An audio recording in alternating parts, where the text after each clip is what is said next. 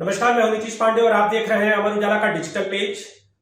5 तारीख को 5 शव बरामद होते हैं और उन 5 शवों के बरामद होने के बाद पूरे पुलिस महकमे में खलबली मच जाती है। भेलूपुर थाना क्षेत्र में 4 शव और एक जो शव है राजेंद्र गुप्ता का, वो बरामद होता है रोहनिया थाना क्षेत्र में। और जब ये 5 शव मिलते हैं पुलिस को तो उसके बाद 8 से ज्यादा टीमों का गठन होता है कि इस हत्याकांड का खुलासा किया जाए। इसमें पहले जो शक गहराता है, जब 4 शव मिलते हैं तो यह शक गहराता है कि कहीं जो मुख्य आरोपी है वो राजेंद्र गुप्ता तो नहीं है, लेकिन जो मुख्य आरोपी है वो कोई और है। तब तक ये पुलिस को पता नहीं था, लेकिन कुछ देर बाद राजेंद्र गुप्ता का शव मिल जाता है रोहनिया थाना क्षेत्र स्थित एक मकान से। और उसके बाद सवाल ये उठने लगते हैं कि आखिर इस हत्याकांड के पीछे कौन।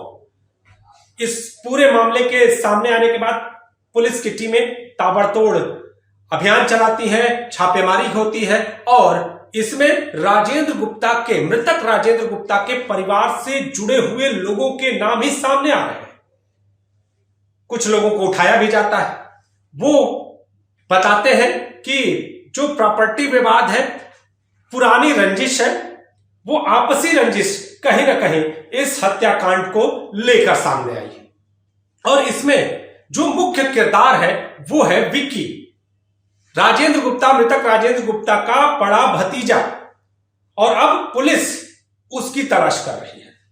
विक्की बहुत शातिर है।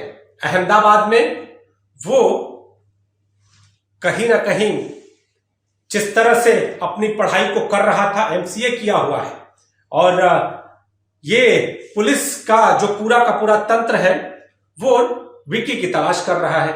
लेकिन अभी भी विक्की पुलिस की पकड़ से बाहर है, चकमा दे रहा है पुलिस को। पुलिस को समझ नहीं आ रहा है कि जो पढ़ाई लिखाई में कहीं ना कहीं काफी तेज था, सॉफ्टवेयर डेवलपर है और टेक्नोलॉजी का मास्टरमाइंड माना जाता है, वो आखिर कहां गया। इतनी टीमें, आखिर पुलिस की इतनी टीमें विक्की को क्यों नहीं पकड़ पा रही हैं, आखिर कमी कहां रह जा रही है। अहमदाबाद में भी पुलिस ने छापेमारी की और उसके पड़ोसियों ने यह बताया, जहां पर विक्की रहता था, आरोपी जो विक्की है, उसने बहुत दिनों से अपने आप को कमरे में भी बंद कर रखा था। और इसके साथ ही जो जानकारी सामने आई है कि जब वो फ्रीलांस काम करता था तो रोजाना वो ऑफिस में नहीं जाता था, कमरे में पड़ा रहता था और कोई प्लानिंग कर रहा था। तो पुलिस को शक है कि इसी दौरान उसने इस हत्या को अंजाम देने का पूरा प्लान बनाया, फिर बनारस आकर इस हत्याकांड को अंजाम तक पहुंचाया।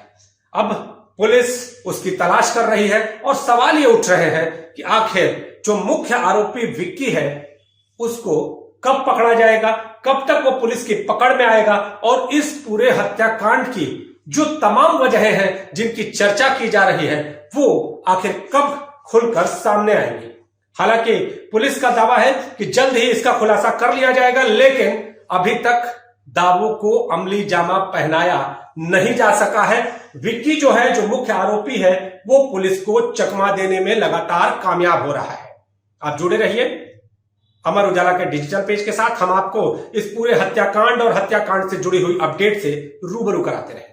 ये 5 तारीख को जो सामूहिक हत्याकांड हुआ था बनारस में, इसमें कई टीमें गठित की गई थी और जगह जगह पे, जहाँ पे विक्की की जो लोकेशन थी वहाँ पे पूछताछ के लिए टीम गई थी और वहाँ पे काफ़ी चीज़ें पता चली हैं कि इनका जो इतिहास रहा है परिवार का, काफ़ी वायलेंट रहा है। और जो राजेंद्र गुप्ता थे, 97 में इन्होंने जून में भाई और अपनी भाभी को मारा था और उसके बाद दिसंबर में अपने बाप और उनके गार्ड्स को भी मारा था, जिसके बाद ये प्रॉपर्टी के अकेले वारिस हो गए थे।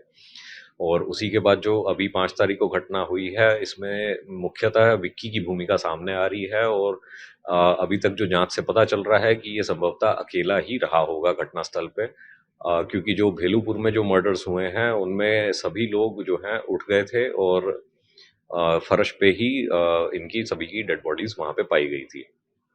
राजेंद्र का मर्डर जहाँ हुआ तकरीबन 14-15 किलोमीटर दूर है और बताया जा रहा है कि पहले उसी को खत्म किया गया। तो क्या ये संभव है कि वो राजेंद्र को बीती रात मारने के बाद यहाँ भी आया हो, जैसा बता रहे हैं सिंगल लोग। अभी तक यही जांच में आ रहा है कि विक्की द्वारा पहले राजेंद्र गुप्ता की हत्या की गई है, जो कि रोहनिया दूर दराज गांव इलाके में है, जहां पे रात में ये हत्या करके उसके बाद वो भेलूपुर आकर के उसने ये अंजाम दिया।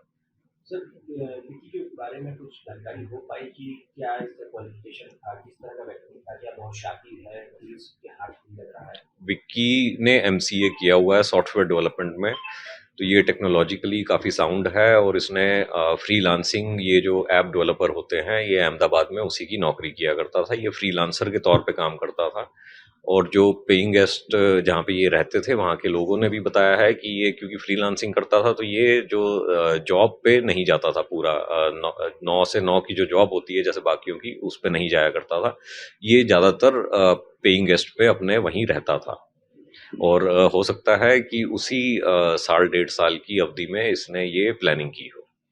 और जैसा बता रहे हैं टेक्नोलॉजी के तौर पे बहुत साउंड था, तो बहुत शातिर और आधुनिक चीज़ों से वाकिफ रहा होगा। क्योंकि ये सॉफ्टवेयर डेवलपर थे तो इनको जो अभी मॉडर्न टेक्निक्स हैं, जो टेक्नोलॉजीज़ हैं, इनको सभी जानकारी थी।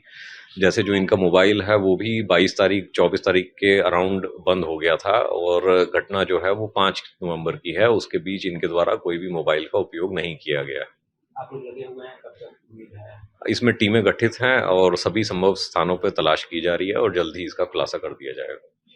अगर आप ये वीडियो YouTube पर देख रहे हैं तो हमारे चैनल को सब्सक्राइब करें और बेल आइकन को दबाना ना भूलें। अगर आप Facebook पर ये वीडियो देख रहे हैं तो हमारे पेज को लाइक करें।